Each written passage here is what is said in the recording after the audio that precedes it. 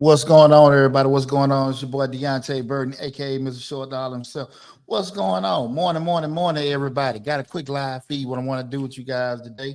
Right now, we're streaming live on Facebook, YouTube, Instagram, LinkedIn, TikTok, and Twitter. What's up? I am Virgo. That's what I'm talking about. What's going on, Breen? How you doing? Listen, guys. I want to have a quick live feed with you guys because I get asked a lot because this time of year we're near the end of the year. And a lot of people are asking, looking at astronomical prices to rent, kind of figuring like, hey, well, if I'm going to pay this much money for rent, I might as well go out and buy me a house. That's my opinion on it, right? I've been in the financial industry over 25 years, asking me, hey, Pooch, what do you think about, should a person rent or buy?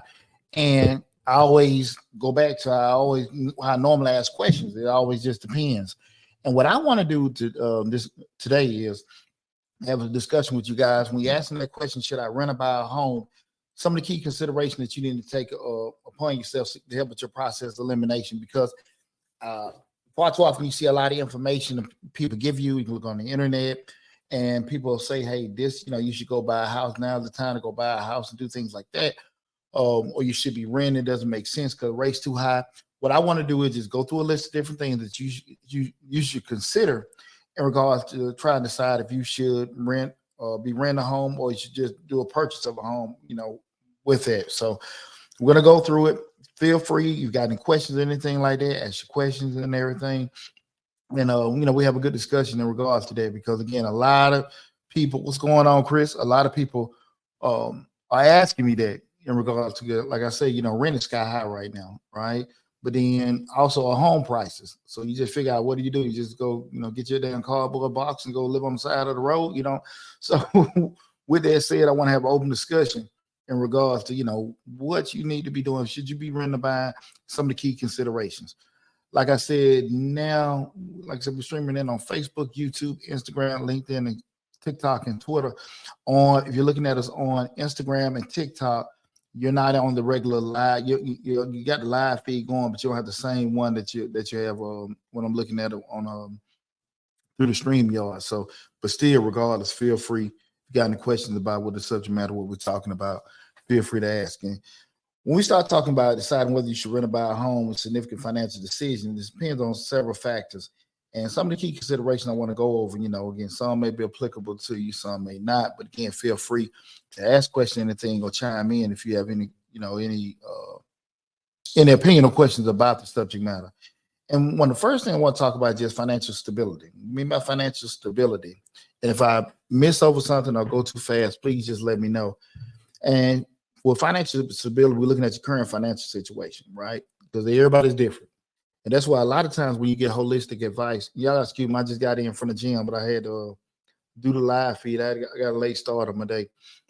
But when you see um, a lot of times people give you advice, do this and do that now. They're speaking from their vantage point. They don't necessarily know what you got going on as far as the money you're making, what you have as far as commitments, being bills, children, health, home, car notes, all that kind of stuff. So your financial situation, you got to assess your current income, debt, savings, determine if you have enough savings for a down payment, closing costs, emergency fund.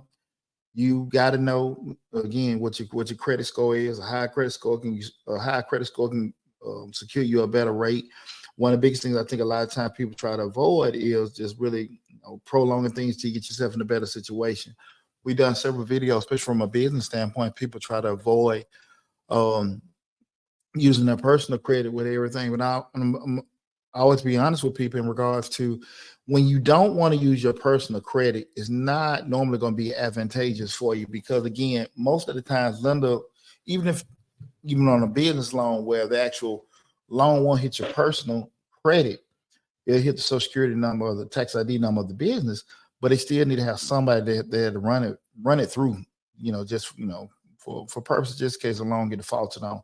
And when you avoid that, the deal is not going to be as beneficial to you, i.e. higher rates, i.e. shorter terms, things like that, you're not going to be beneficial to you. So you got to be able to be realistic with your credit score. And if you have credit challenges, it's not a mission of defeat. You just got to look at where you're at.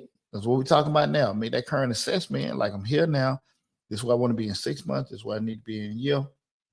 Most of the times our credit don't get destroyed overnight. Sometimes, but most time it doesn't get destroyed overnight. You're not going to fix it overnight. So if it comes to the process, you have to just plan everything out as far as getting yourself in a better situation, just do that, okay? And we're talking about, again, some of the key considerations if you want to rent or buy, right? So again, they start talking about looking at a few things with yourself first. We look at current financial situation, talk about credit score. Another is the market conditions. And you just got to research the real estate market in the area you're interested in. Is it a buyer's market? Is it beneficial to be doing it? People when price just done shot up. What is it? Because at the end of the day, sometimes you can look over trends with certain things like, hey, it doesn't make it affluent because the price is high. It might just be the price high because we're going through that hyperinflation. And you got to be savvy enough and take your time and don't go off emotions and buy something. You're like, look, man, I know it's just overpriced right now with doing it. Regina Jackson, please send your contact information. All the information, and if you look in the description, so if you're looking on YouTube, all our contact information from the phone numbers, the office number, everything is in the description section of the video. So if you're looking at all contact information is in the description section of the video. So you'll be able to see that. And guys, the main hub is the Mr. Short Dollar YouTube channel where we cover personal finance, entrepreneurship, investing in real estate. No matter what platform you're looking at, be it Instagram, Facebook, or TikTok, go to the Mr. Short Dollar YouTube channel. You can just Google Mr. Short Dollar. You see my big head pop up. Subscribe to the channel. We got over 800 videos with a lot of great information. Got an active grant playlist with over 150 grant opportunities for you guys to take advantage of. But definitely go to Mr. Short Dollar on YouTube. Subscribe to the channel. But every video in the description section of every video is our contact information. So definitely, go there and check that out. But again, we start talking about the financial stability, the market conditions. You gotta take time to again assess, not a moment in time where it's like, hey, this is a hot market, people are buying and stuff, and then the things settle down. Like, okay, cool. This is just something because where we at in the economy right now, where things deflate. There are a lot of people that bought houses in the past, let's say 15 months, they were overpriced. And as rates continue to increase, prices are going to go down because people are not going to be able to afford the cost. So a house that was selling for $350, whereas the rate might have been 6% say this time last year, right? Six, what rate was like 5.5. But just say with your loan attached, you might got a home for $300,000 at 6.5, 7% this time last year. You made that same house may be at 175, 200,000 because the prices the rates have increased, i.e., which in turn drops the price, the selling price for the home. And that's the whole point of the Fed raising rates. That's their job. They to regulate the economy and everything. So that's their job to actually raise the rates when they see the inflation or the price increases coming in. The Fed Reserve rate, you see Jerome Powell come up there where they're assessing where we at in the economy. So if they say, hey, listen, prices are not dropping, inflation is still there, they'll increase the rates, which makes people reluctant to buy because it's going to cost too much, which turn around makes the prices drop because people are not out there buying things. And so if you turn around and buy a particular what's up, Dre?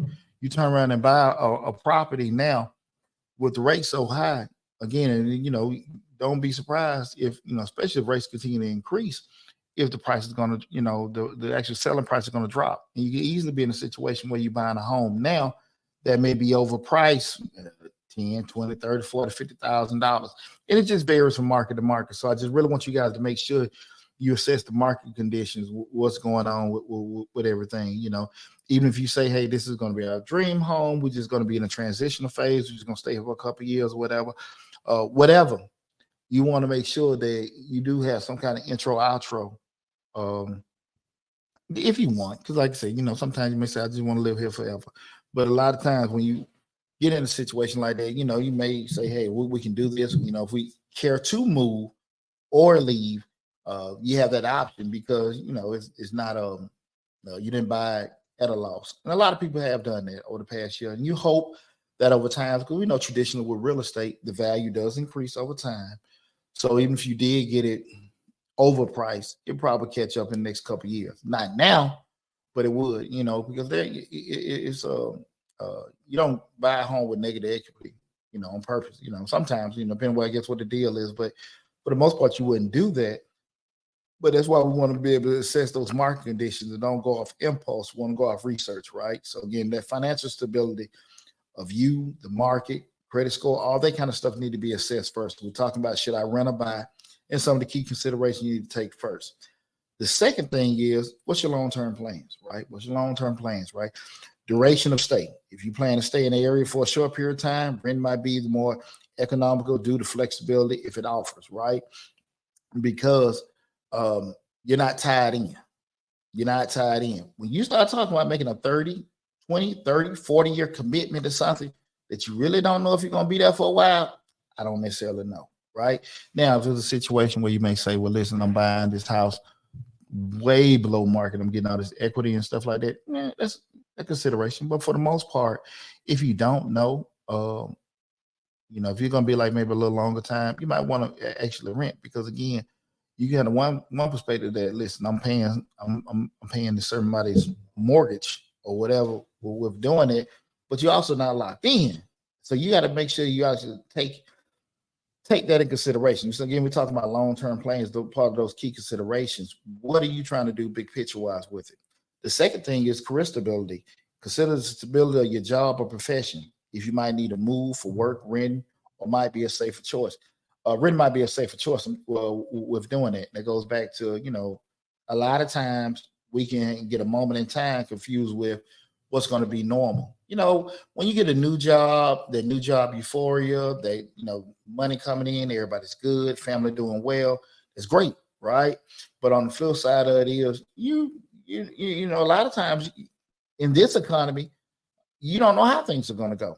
And I'm not sitting here saying don't, be adverse to do and make long-term commitments because of your job. But I do think from the outside looking in, you can go into situations and say, listen, okay, what are most of the people here doing? Are they renting, buying? Let me take a little time to peek the scene, things like that, because it's nothing uncommon.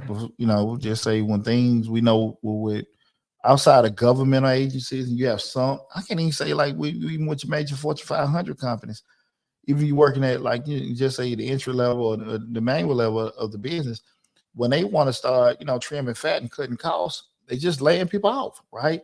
But you do need to kind of make it, get a good feeling in regards to your job situation. We know those solid anchors that you pretty much know you're gonna work forever. Teachers, governmental jobs, things like that, where you got stability. Just anything that's public service.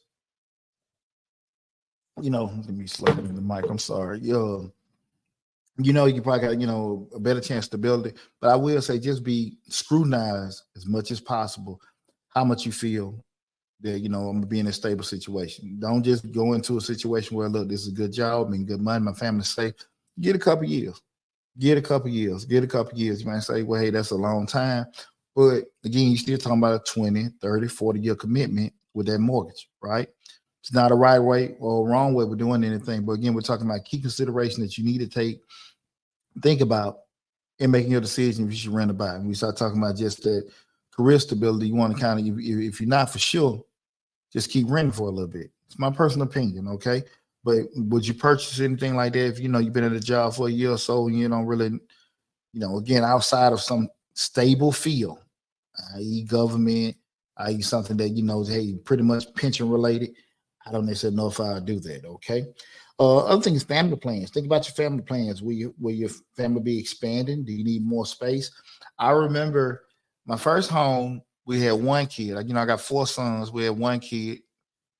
He'd be 29 next month.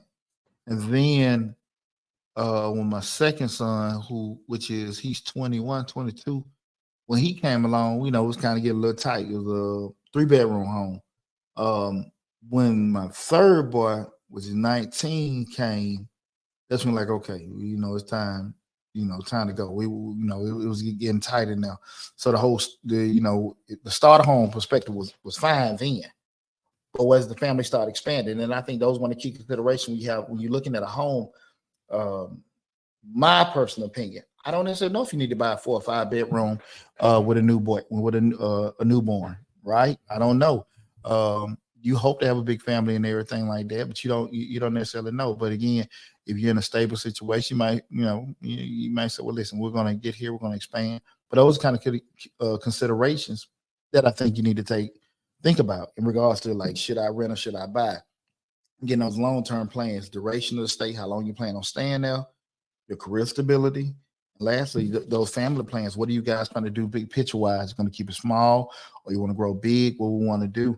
And where are y'all in that process of actually growing this particular family? So again, we want to just be looking at these particular things. And again, guys, I understand. That's why I don't do the holistic approach. Now's the best time to do this. I don't believe in that. I believe in everybody has a unique situation. Everybody, has different things going on. You have one way, your best friend, your sibling, all you have different ways, from the income, financial constraints, living constraints, to take into consideration. So holistically, everything doesn't work for everybody. So again, that's what we're talking about. Should I rent or buy? And some of the key considerations that you guys should take upon. The next thing is costs, monthly payments. Compare monthly rent payments with potential mortgage payments, including interest, property taxes, insurance, and maintenance. Okay. Consider your monthly payments, what's going to be coming out from a mathematical standpoint. One key thing that OG gave me when I bought, this is over 20-some years ago, when OG gave me a key consideration, don't necessarily compare your current rent or month, be kind of stuck on that. Because again, when you're talking about a mortgage, you're talking about a 30-year commitment. So even if the mortgage is higher, is a little bit uncomfortable for you to pay, don't avoid it, because again, you do know as you progress in life, your actual income potentially supposed to increase. So even if it's a little tight, I ain't necessarily saying go underwater, but even if it's a little uncomfortable, don't shy away from it, because you can easily be 5 to 10 years into that mortgage. Now that mortgage is way affordable, if that makes sense. Like I said, I'm not saying go broke behind it, but also take into consideration, if you're on a progressive track, those things are going to continue to, get easier, because again, you're going to actually grow as an individual, as a professional. Okay. Next one, the hidden costs. Home ownership involves additional costs like repairs, property taxes, homeowner association fees, and maintenance. Renting often has fewer unexpected costs. Definitely go into home ownership with the expectation of costs that you didn't think about. HOAs, leaks, and stuff like that. Guys, I remember what about a year ago when the tree hit my house and all kind of stuff. Insurance took care of it, but then all the other stuff I had to add in addition to it. Anytime things go, I got a home warranty on my crib. We talked about that in another previous video. Stuff go out all the times. Um, lawn maintenance, things like that. HOAs, different stuff guys. You got to just take consideration with that with the home stuff. It's not a bad thing, but you got to make sure you got your mind conditioned to it. My oldest son bought his first home last year, and he was on this wow. I wasn't thinking about this, wasn't thinking about that, which ain't uncommon. He's a young kid, real proud of him and everything. But there's a lot of stuff he hadn't even thought about what he got to take care of now just by being a homeowner. So just get the mindset with that. Flip side of it is with renting, you typically don't have to pay anything, but when stuff go out, you're at the discretion of them fixing your stuff, right? So, you even though with a home ownership, with being in an apartment or renting a rental property, the landlord or apartment place, they're supposed to take care of that. But if you call maintenance, hey, we're going to get to it, and you drive to the top of your apartments, they in a little golf cart eating Cheetos. You know what I'm saying? Hey, bro, I thought, hey, well, I got your ticket for you. We'll be there next week. So that's a reality of that. Just what you're not gonna assume the cost of repairs and maintenance when you're renting, but you're at the discretion. You have something that's probably high priority, maybe leak, refrigerator, stuff like that. I know in Georgia landlord laws, you have certain things have priority over others. But if it's some flickering or whatever, like an inconvenience thing, it's really at their discretion, right? So that's just got these things kind of keep in mind. We're looking at should I rent or buy and the key considerations. So that's why I said everything's gonna vary from person to person, situation to situation. So it's not, it's not holistic with everything. That's why I want to have these discussions in regards to look at different factors that you should consider when you're thinking about should I rent or buy, right? The next thing is just lifestyle of freedom, all right? No, I'm sorry. We ain't even got out of cost. Market appreciation. Consider the potential appreciation of the property. Real estate can be an investment, and property value might increase over time. And we talked about that before. Even if you get something that may be, just to think about it, even if you get something that you made a purchase, say in the past 15 months, that it was overpriced. You bought it for $300,000, and now those exact comparable housing area are selling for $275,000. So you're like, damn, I'm a year in, I'm $25,000 in the hole. We do know by history that real estate values appreciate over time. So again, you're probably gonna get caught back up, maybe a short amount of time, maybe a long amount of time. I don't know. But we do know history has taught us that real estate appreciates. You're not going to have the actual effect when you're dealing with renting. And there could be different factors that can cause how much something appreciates or not. The impact of it is that being, i.e., just say different infrastructure things, new highways, roads, shopping centers, development things around the area and stuff that can change one neighborhood to a hot spot, or decrease the value of your property. They can put like maybe a power plant 5 miles away from your property. Everything just started to drop from there. So just those kind of things you need to kind of be proactive. That's why I really want everyone to understand. We want to always be as proactive as possible when we're thinking about getting in these commitments, i.e. renting, i.e. buying a home. Don't just sit here and just go off impulse. I understand things happen. You got to make a move here and there. Somebody lose a job, somebody gets sick, you go through a divorce. When I went to my divorce a couple of years back, there were a lot of decisions. If I had time to lay out a good plan, I would have did. Some of them I didn't have time. So I had to just be a little bit more, on the go with things. So I understand how things happen. But when we sit here just looking through a couple of things, that's why I want to give you these things to consider when you're trying to decide if you should rent or buy. The next one is lifestyle of freedom, and that being flexibility. Renting provides more flexibility. Okay, you can easily move when the lease ends without the hassle of selling the property. Right? You ain't like it. You 2 or 3 months in, this some bull, whatever. Like we just talked about the power plant coming a couple miles down the road. You got me, but and at least I'm gone. You buy that house, it's at discretion that you can get out of it. Can you sell it? Can you get somebody sold along? Whatever. You might just be stuck there. Oh Lord, I got this neighbor here, they breeding dogs, and I got stuff when the wind blows. And that almost happened with a house I was about to buy. They were raising Great Danes. And I remember looking at that house and that wind blew. Man, so funkified. I couldn't damn believe it. But just imagine I would have turned around and that I love that house. And but just imagine how to got that crib just been out there on a sunny day, and I smell great Dane poop and shit. But anyway, those kind of things were, like I said, the flexibility, understanding that is you can get in and out.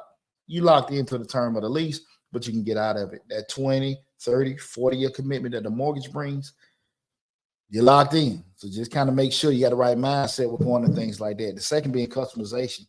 Home ownership allows you to customize, decorate the property as you like, give you a sense of ownership, belonging in the community. Those kind of things you get look at. You can't just do, I had a couple guys, go in my damn rental houses and act like, I want you to feel comfortable. I want you to love it. I want you to take care of my house like it is yours. But I want you doing all kind of shit that that I got to turn around and, some stuff, no. You turn around and you want to add a pool to my house, want to put all kind of other kind of additions and stuff. And your mind is upgrading the house. But no, that's just what you like. You cannot do that with something you rent. With your home, you can do what you want. Another thing to keep in consideration, though, and I've had this happen to a friend of mine that I've had conversations about.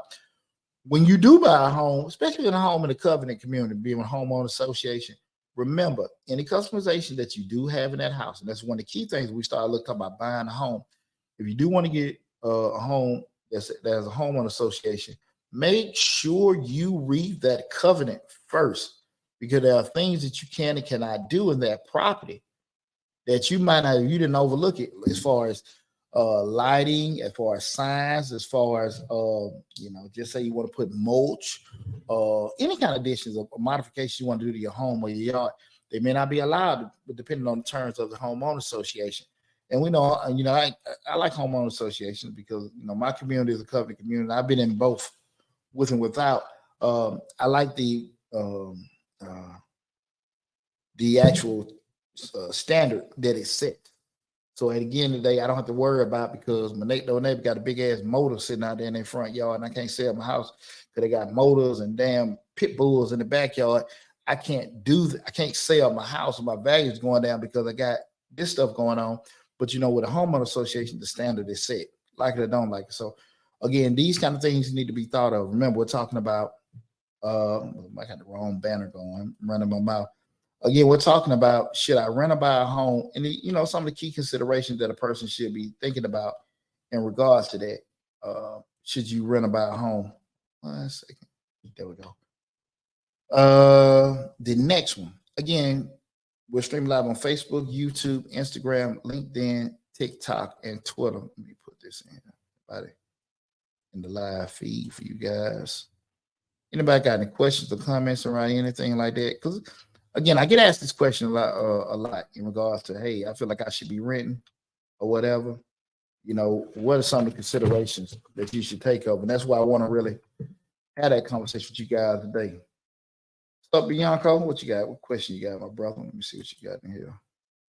I just want to tell you, I'm proud of you, my brother. Thanks for all the info on the top of shit. Hey, man, bro, I appreciate that. And I hadn't talked to your person. Congratulations on your recent nuptials and everything. I'm super proud of you, man, and your big brother, man. Love you guys to death, man. Thanks a lot, brother. I really appreciate it. It means a lot, dog. It means a whole lot. We just trying to do the work, put out good information. And if you know anybody, as always, guys, y'all know anybody that could benefit, make sure you let them know I'm Mr. Short Dollar on YouTube and spread the word about the YouTube channel as well. The YouTube channel. Again, we're talking about, should I rent or buy? Some of the key considerations. We went through a few, and I'm going to summarize everything once I get through again. But definitely, whatever platform you're looking on, Facebook, Instagram, TikTok, or Twitter, remember the YouTube channel is the main hub. So if you have to leave or you come in the middle of this, go to Mr. Short Dollar on YouTube. You can Google Mr. Short Dollar. Google it. Subscribe to the channel. You can come back and look at this whole video in its whole entirety. Just in case you got to leave and you came in the middle of it, just always remember that. Go to Mr. Short Dollar on YouTube. Subscribe to the channel. Over 800 videos on the YouTube channel. We got on all platforms over 100,000 followers on all the platforms combined. But definitely go there. You know, there's a lot of great information. Everything's segregated from real estate, finance, grants, entrepreneur, personal finance, all that kind of stuff is on there. So definitely go there to the YouTube channel, take advantage of all the information there. And again, we're talking about key considerations to think about when trying to decide if you should rent or buy. The next one is maintenance and responsibilities. And that's maintenance. And we kind of done maybe cross over a couple of these, you know, in previous things we talked about. But maintenance and responsibility. Homeowners are responsible for maintenance and repairs, which can be costly and time consuming. Telling you with that. Telling you, you got to make sure you're thinking about that prior to. Okay, maintenance, you got to have that in your mind. The leaks, the squeaking, all that kind of stuff, you know. And remember one thing about it: not getting on that stuff early. You know, that being, you know, just a leak or a crack or whatever, can cause you a lot more money the later you decide to address it. Okay, we got savvy publicity, PR. Urban real estate or rural real estate is best. It just depends on what you want. And it's kind of, and to that point, the question was asked, urban real estate or rural real estate, which is best? It goes back to what we're talking about, key considerations. You know, you have number one, we have what we like, right? And then what we say what we like, you know, brick front, 4-bedroom, big yard, no yard, all this kind of stuff. We have what we like and what we want. What we're talking about now is the key consideration to take and kind of to help you with your decision making, because what we like, and then this is one, these are the, get this camera together. Oh yeah, there we go. When we look at it, the two ends of the spectrum is what we like and what's available, right? What we like and what's available. And then from that point, we try to have a nice little marriage in between or close to what we like, or, you know, where it makes sense. We're discussing today is these key considerations that really everybody got to look at, because you can be so stuck on I like it and it's available, but a lot of these other stuff, repair costs, lifestyle, all that kind of stuff is impacted in a negative way, and you really ain't enjoying what you got. So that's why I want to have that consideration, because far too often people get into certain situations, renting or buying, and they don't take into consideration because they're looking at what they want and what they got, but not looking at all the other stuff that can have a detrimental impact on it. So that's why we're having this discussion today. I appreciate that question. Talking about maintenance. Another thing we talk about maintenance responsibilities, landlord responsibilities. Renters can rely on landlords for repairs and maintenance costs, reducing their responsibilities. But again, as we stated earlier, a lot of things that a landlord is responsible for. You have emergency things, of course, the leaks, refrigerator, supposed to be air conditioning, heater, but a lot of stuff is just kind of like at their discretion. Once they go through that process of elimination, is it priority? If it's not priority, we'll get to it, and we'll get to it when we get to it, right? So you got to kind of take it. That's just being real. If you have actually rented a place before, you know how that can happen, right? You just say your air goes out, middle of the summer. We're down here in Georgia, air go out.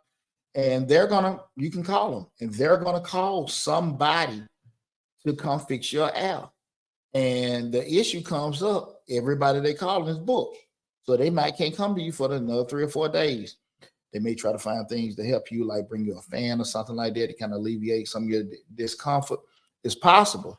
But for the most part, shit, it's still just based off of, let me move it close to the mic, I'm sorry. It's just be close, really, what was available to them. Now, taking consideration the other side of it, you got your own place, you can call. Hey, I can call Mr. Charlie. And Mr. Charlie can come over there and do the quick fix, charge the free on or whatever needs to be done. You got that flexibility at your house. Or you might be in the same situation. You just can't find any damn body. So those are kind of things we want to look at in regards to just that responsibility thing. But always kind of keep that in mind when you're looking at both. Of course, the landlord has the responsibility for those maintenance and repair costs.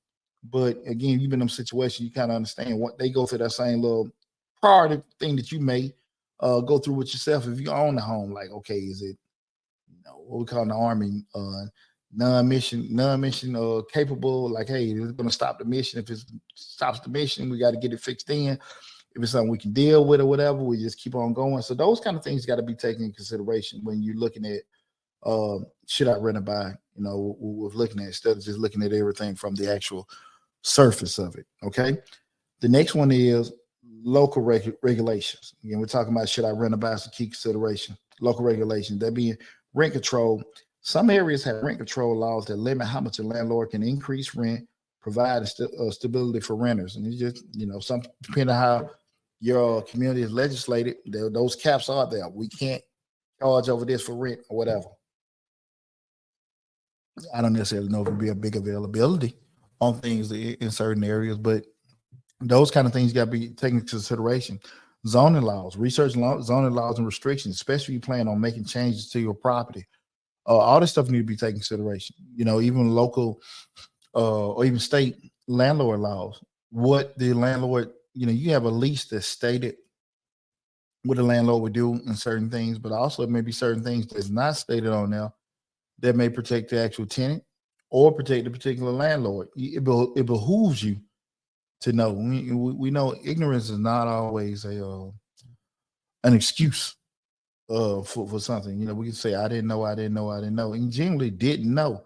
But in the court of law and certain things like that, that's not. You still can't stand on it with that. So I always got to kind of keep that in mind with doing it, even with your particular home. It was an abundance of people in the past couple of years, because I went to some of these same little seminars. Everybody want to buy doing that damn fix or flip mentality.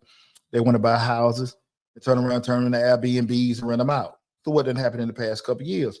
People in the communities ain't liking it. They got the damn house next door to them is nothing but a revolving party house. So they had zoning restrictions come out. You can only have so many Airbnbs in certain cities and municipalities. And you can't do that anymore. So you done got into this 20, 30, 40-year commitment, a mortgage on some fix or flip stuff or renting and whatever. And now what you had thoughts of doing, because you might have made a killing for a certain amount of time, now you can't even do that anymore. So you got to stay on top and be abreast of what the laws and regulations are. Something like that you can't really get around, but just things to kind of consider when you're doing these kind of things. What would be right, what would be wrong, what would be advantageous for you, not. Because again, there's no excuse for ignorance. I mean, you buy, it behooves you to find out. It behooves you to find out. I always remember when we talk about getting the business deals and doing certain things like that. Always find out why you should not do it. Not to stop you, but to find out, to learn if you can find enough ways to mitigate those losses, mitigate those restrictions where it's not negatively impacting you. Because when you want to get into a particular business, you want to start selling these, creating these, building these, renting out these, all the reasons that you're fine, man, I can make money doing this. All the positives.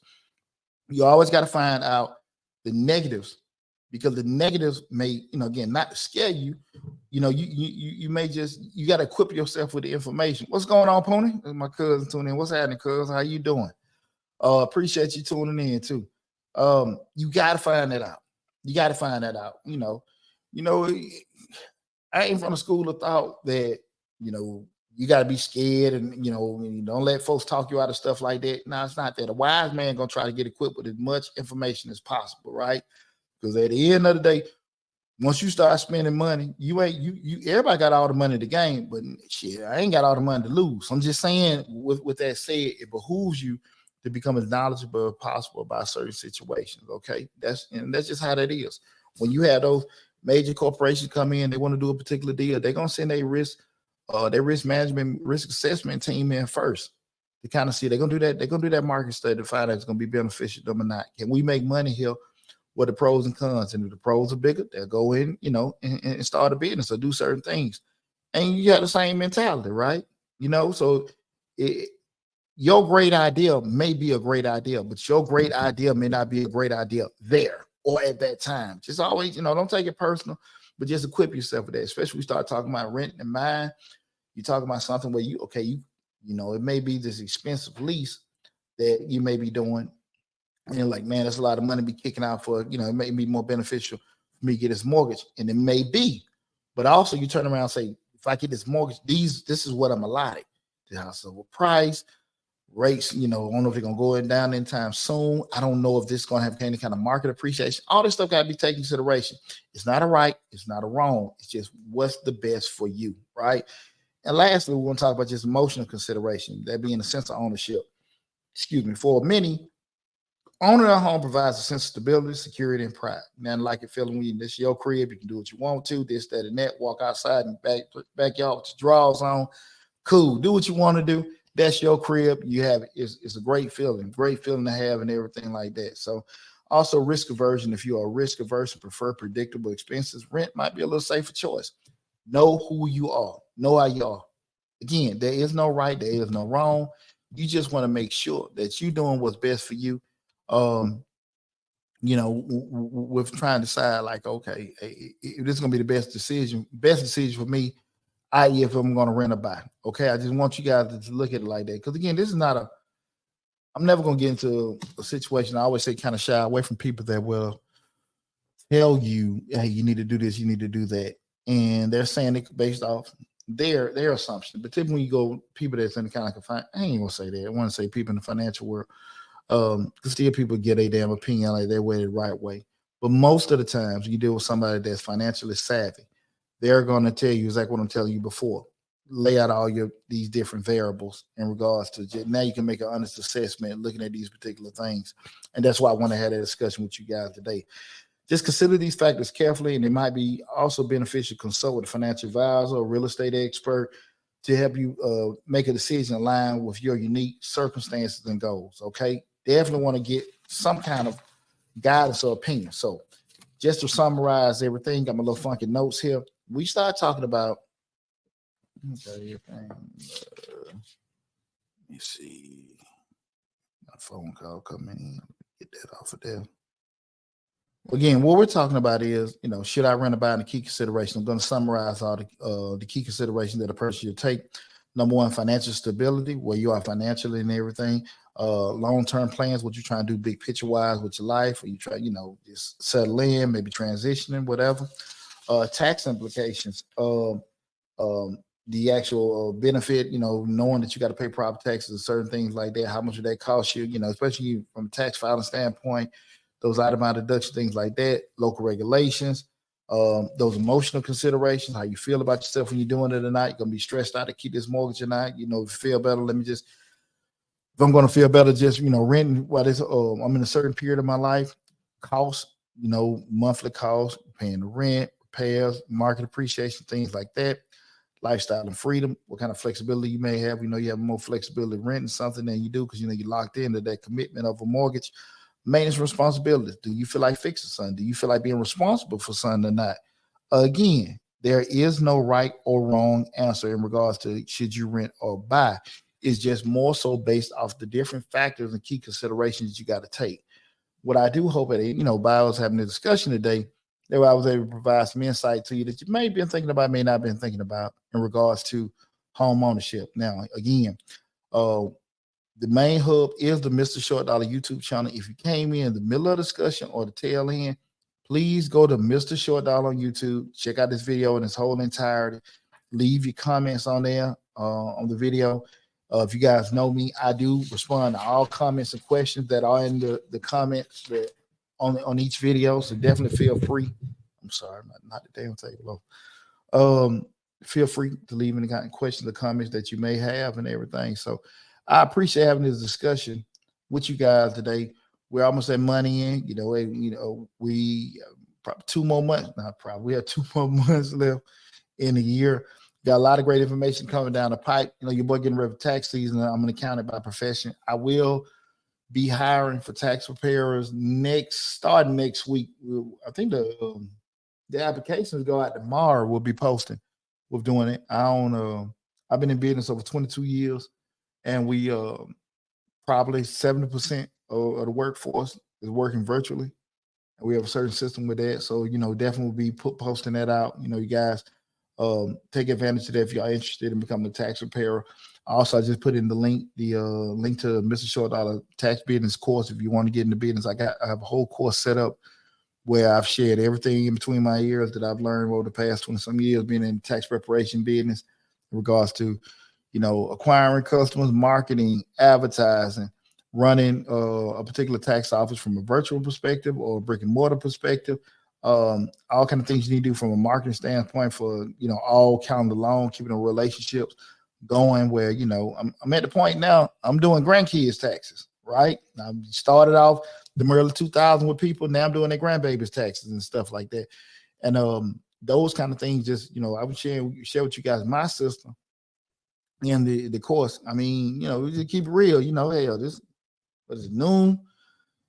I'm like this every day, 4-5 months out of the year, I bust my tail. And rest of the year, we cooling. So, that's not a flex move or anything like that, but it took me years to build to that, but I didn't have me.